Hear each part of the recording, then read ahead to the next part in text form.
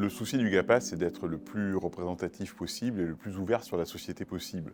Donc pour nous, c'était une évidence que d'avoir un collège de personnes accompagnées qui nous permettent de valider avec des personnes intéressées au premier chef la cohérence de nos réalisations avec nos ambitions et nos objectifs. Donc on compte vraiment sur les personnes accompagnées pour être le poil à gratter, l'aiguillon de rappel, enfin on peut les appeler comme on veut, mais qui nous rappellent en permanence la nécessité d'être cohérent avec nos objectifs.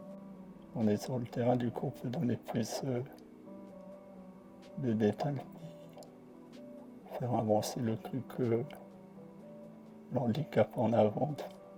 J'ai envie d'y aller là parce que faire comme menu, CVS, CCPA. Les personnes qualifiées, c'est en fait un souci de s'ouvrir plus sur la société et bien voir comment des personnes moins impliquées que nous réagissent par rapport à notre prise en compte des enjeux et peuvent nous aider à mieux aborder un certain nombre de questions. Depuis 3 ans, j'accompagne pas mal d'associations sur des projets qui me tiennent à cœur, autour notamment des questions de la participation des personnes en situation de handicap. Et je pense pouvoir apporter peut-être une petite vision comparative qui peut être intéressante, en plus de tout ce qui se fait déjà au GAPAS. Le GAPAS a engagé de nombreuses initiatives autour de la prévention des ruptures de parcours, de la transformation de l'offre et du pouvoir d'agir des personnes en situation de handicap.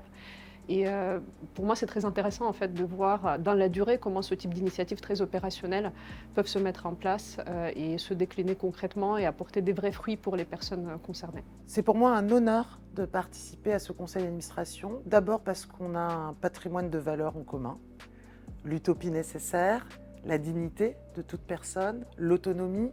Et puis, je trouve qu'il y a dans cette organisation un vrai travail de co-construction de l'ensemble des politiques. Et c'est des innovations que j'ai envie tout particulièrement de suivre et pouvoir apporter ma modeste pierre à l'édifice.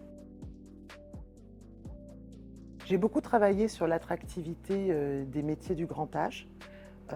Donc ça m'a beaucoup sensibilisée aussi à la question de la perte d'autonomie et le rôle de ces professionnels, la reconnaissance qu'on leur doit. Et puis en même temps, j'ai eu un coup de cœur sur le projet Vision 2030 porté par le GAPAS, toujours dans cette logique de co-construction avec l'ensemble des parties prenantes. J'aborde avant tout ce mandat avec beaucoup d'humilité.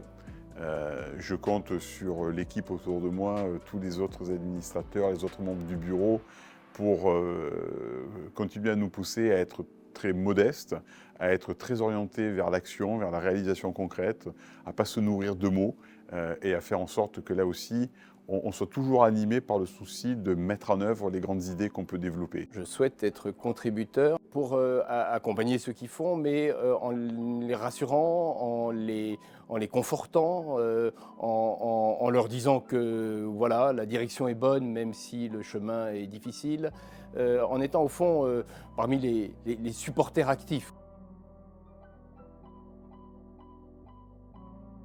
Donc on a essayé de faire venir autour de nous des personnes différentes, des personnes diverses, pas avoir que des profils identiques pour justement s'enrichir de leur diversité.